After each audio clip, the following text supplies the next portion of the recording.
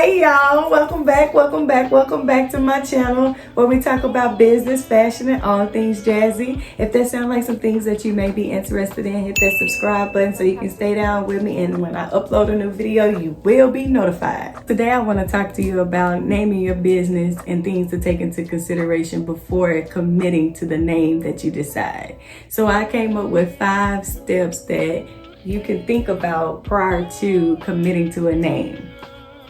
So let's say you finally want to take that leap of faith and just go ahead and start your business. And now you got to think of a name. And let's say you've been brainstorming and you kind of came up with a few different names or whatnot. And you came up with that name that you like, okay, I like this one. All right. Now, it's time for you to take some things into consideration. And the reason I do say this too is because once you put your name on that paperwork, it's gonna cost you money to change it. So step number 1, make sure your name is short and easy to remember. The reason that I say this is because when you got them long names and long spelling, you have to put yourself in the shoes of your consumer, in the shoes of your buyer, the person that you want to purchase your items. You have to put yourself in their mind frame. Of course, you gonna know what it is, you gonna know all about your business, and you gonna know the spelling and everything, but you cannot expect other people to, know or remember what you put out there. With that being said, if you are using a long name, do you really expect them to remember it just because it's you? And the spelling, do you really expect that if y'all are in traffic, you moving and you can just tell them, hey, I got a boutique, go check out my boutique, such and such as whatever your name is. Do you think when they hear that, they're gonna be like, oh, okay. Like if they hear Kimberly's collection, they like, oh, okay. But the whole time, your collection, it got a K instead of a C. It can be just those little small things like that to where you have to make sure that you throw that out there when you're telling your business information in order for them to get the correct business. Because what if you have a competitor out there that's named some similar or Kimberly's collection, and it's actually spelled Kimberly's collection, and they go to looking that name up and they thinking that it's you, or and they go to browsing and checking out what this person got, they end up shopping with them and don't never even find you. They've been and lost the whole thought of them trying to even support you because they done found a Kimberly's collection. So you have to take those things into accountability when you are naming your business. The second step, we're gonna talk about making sure that your name fits your audience, fits your brand. And the reason that I'm saying that is because I want you to think about or come up with a name that allows you room to grow. Don't say that you want a Mommy and Me collection, but then want to have then you want to sell clothes for women, like a women's boutique, but in your title, in your description, you're clearly stating what your business is. You're overly, describing your business within your name.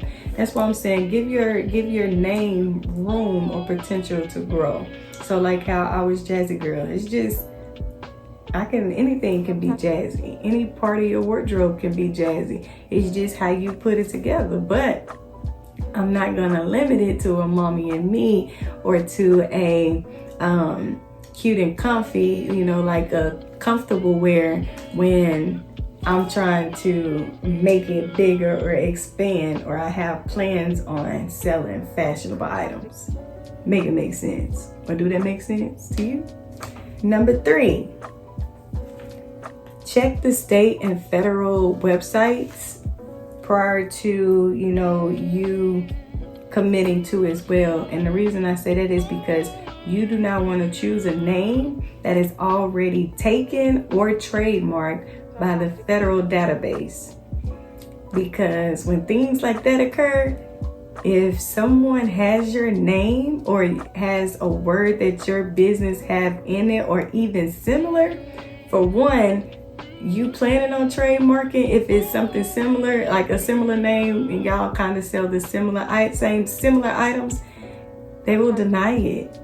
You will not even be approved, only because it's like you're a mimic, or you're a mimic of another business that's already trademarked. They're not gonna do it. Not gonna happen.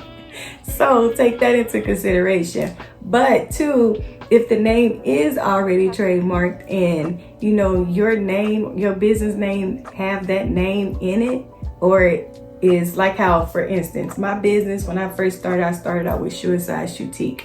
The word suicide was trademarked. I didn't do my proper research, but I had, visions of my business being big. So it's just like, I don't even want to start pouring so much into this name. And once I become bigger, that if this business or if this person who has this name trademark want to be petty, that they can sue me for every penny that I've, created since I've been in business under that name.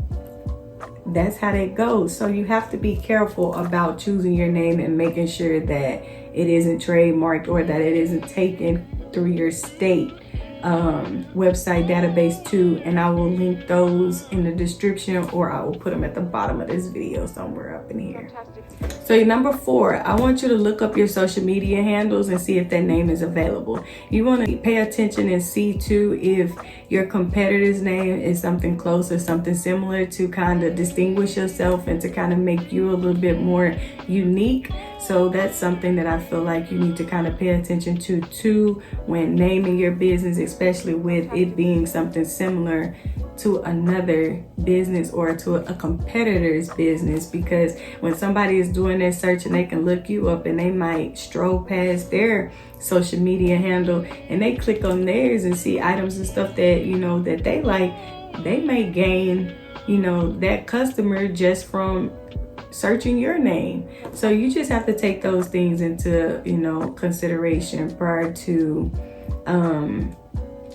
like you say, coming up with your name. And also, like, you might got plans for your name and everything to be cohesive on each social media platform. So you want to be already prepared for that too as well, to where your name can be the same on each platform.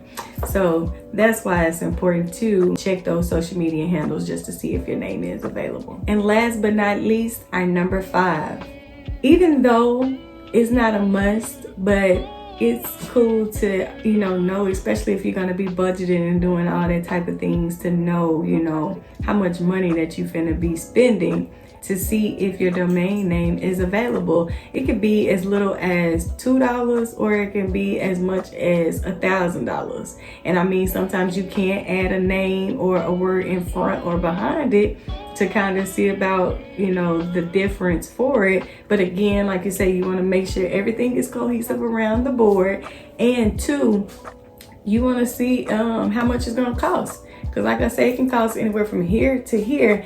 And 2, I recommend you to purchase your domain name versus, you working with somebody who build websites and they include your domain into, your package or whatnot. To me, and when I had that experience, that person bought that domain, so it's like it's theirs. Once I got out of that contract, it's like they wanted to keep my name, so now I gotta go and change my domain name, come up with, add something extra to it, when I've already been advertising with this domain name. The domain too, by the way, is www.whatever your business name is.com. So like I say, I had to go change it because this person want to be petty, and since they bought it, it's technically theirs. That they either can give it to me or I have to buy it back from them. But it just depends on that person and how they want to go about handling that situation. But me, I would personally say, go ahead and purchase your own domain. That way it's yours and nobody else can take that from you. Of course, you can give them access to it or whatnot, but you do not have to give them your domain to where it's theirs now, or for them to purchase it and it be theirs. No ma'am, no sir, do not make that choice to do that.